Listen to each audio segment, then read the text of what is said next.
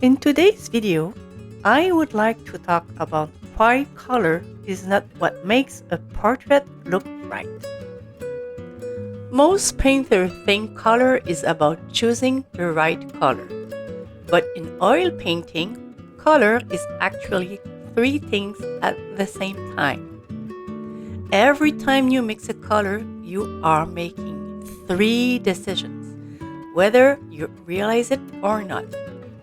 Today, in this video, I want to talk about what I call the three dimensions of color: hue, value, and chroma, and why value is the most important one, especially for portraits.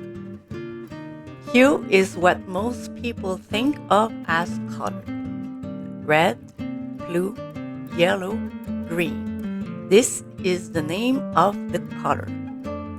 When someone says that skin tone is too red, they're talking about hue.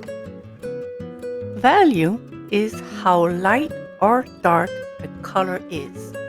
You can have a red light, a medium red, or a very dark red.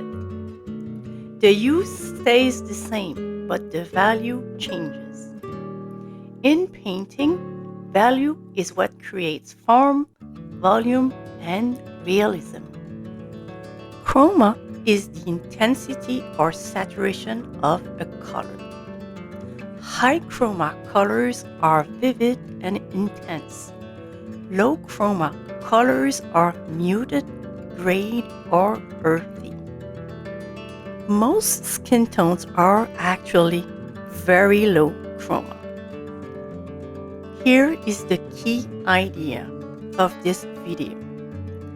The likeliness of a portrait is determined by value, not color. If your values are right, you can completely change the colors, and the face will still read as the same person. A perfect example of this is Andy Warhol's Marilyn Monroe. Here, the colors are completely unnatural. Green skin, bright pinks, electric blues, and yet we all instantly still recognize Marilyn Monroe. But why? Because the value structure of her face is still intact. The shadows are where they should be, the lights are where they should be, and the drawing and values do all the work. This is why I love the grisaille method. When you paint a grisaille, you are solving the hardest problem first: value. You remove hue and chroma from the equation and focus only on light, shadow, and form. Once the values are correct, color becomes so much easier and so much safer.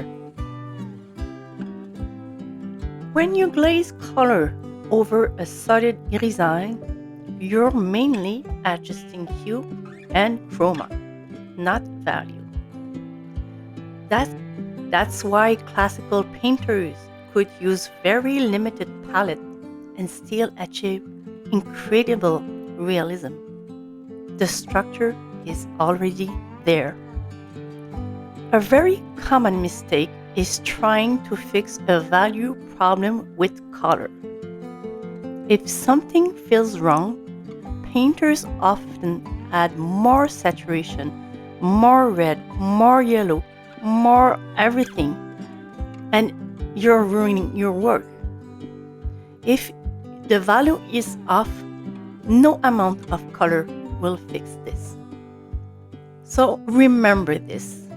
Every time you mix a color, ask yourself three questions. Number 1, what is the hue? Number 2, what's the value? And finally, what is the chroma? If you're painting a portrait, always always prioritize value, because value is what creates likeness.